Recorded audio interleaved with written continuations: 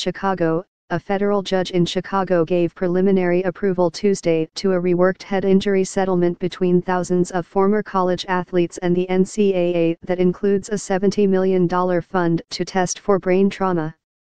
U.S. District Judge John Lee praised the new deal for expanding potential plaintiffs to athletes from sports beyond football, hockey, and other contact sports. But he suggested several changes, most notably ones modifying what would have been a blanket protection for the NCAA from class action lawsuits over concussions, something the organization might find unacceptable. The core of the agreement remains largely the same. That includes the NCAA creating the fund to test current and former athletes for brain injuries they say they suffered while playing collegiate sports. The tests would gauge the extent of neurological injuries and could establish grounds for individual athletes seeking damages. The NCAA is also required to toughen return-to-play rules after a concussion, and all athletes will take baseline neurological tests to start each year to help doctors determine the severity of any concussion during the season. A new, independent medical science committee will oversee the medical testing.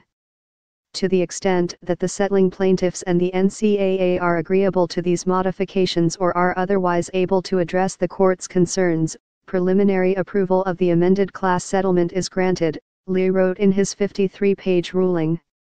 The NCAA admits no wrongdoing in the settlement and has denied understating the dangers of concussions. Its chief legal officer, Donald Remy, issued a cautiously worded statement that did not indicate whether the organization might have concerns about the ruling. While we are pleased the court has provided a preliminary pathway to provide significant resources for the medical monitoring of student athletes who may suffer concussion, we are still examining the conditions placed on preliminary approval, he said.